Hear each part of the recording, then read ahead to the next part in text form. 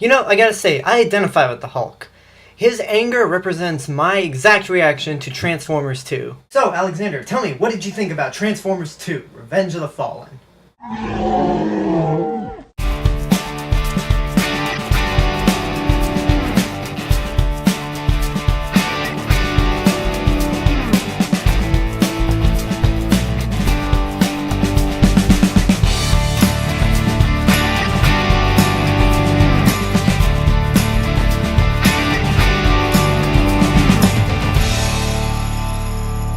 But anyway, The Incredible Hulk is the second Hulk movie ever made. It was made 5 years after Ang Lee's not really much of an abomination of a Hulk movie, but not very good either.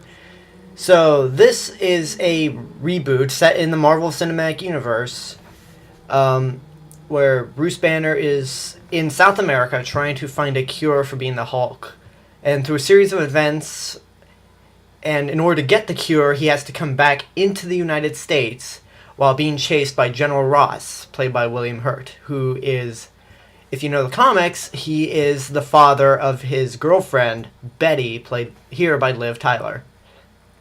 He's also being chased by a soldier named Emil Blonsky, who's fascinated by the Hulk's strength, that he wants whatever turned Banner into the Hulk.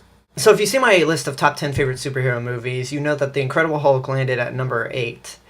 And I think probably because this came out after the Ang Lee Hulk and was an improvement is a reason. But the many times I've watched this movie over and over, it seems to get better over time, though.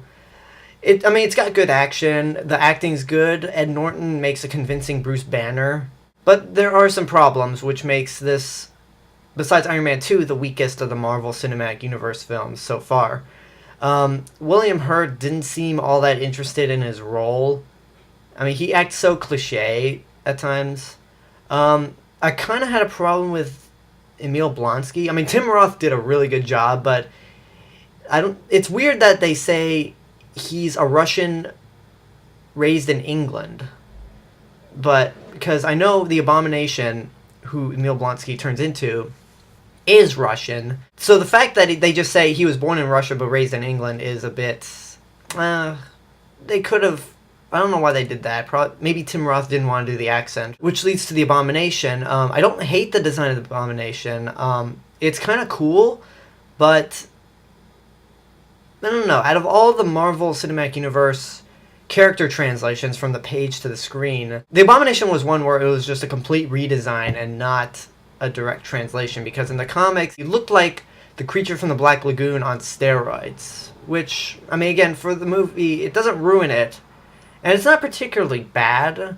It's just, when you compare it to everything else that's been translated, this doesn't translate accurately, but not badly. One cool thing I love about this movie is that they tell the origin of the Hulk through the opening credits. Because the Ang Lee Hulk came out 5 years before, it was smart that they didn't spend the whole time setting up the origin of the Hulk, which the Ang Lee did. Not only did the Ang Lee version spend a lot of boring time setting up the Hulk, but they did it incorrectly.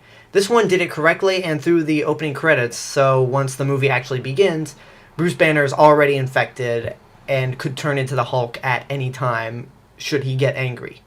The Hulk in this movie is a better fighter too compared to the Ang Lee one. I mean, he really fights dirty. My two favorite parts of this movie are when he smashes a cop car into create boxing gloves, like in Hulk Ultimate Destruction, and of course when he says the iconic Hulk smash. I mean, that made me giddy when I first saw it. So in the end, The Incredible Hulk is not a perfect movie. It does have some problems, and it won't appeal to non-comic book people like Iron Man did. But it's still pretty fun, and it's good. It's good, but it's not quite great. It's not like one of the great superhero movies ever made.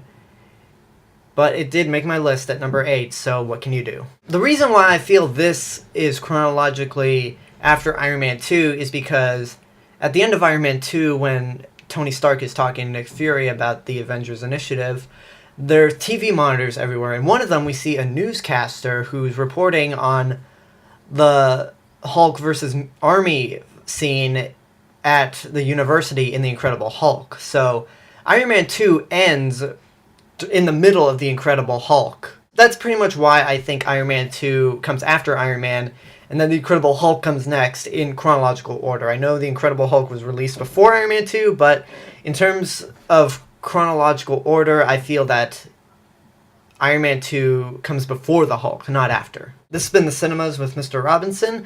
Leave a comment, subscribe, check out my old channel, and I will see you guys later. Bye.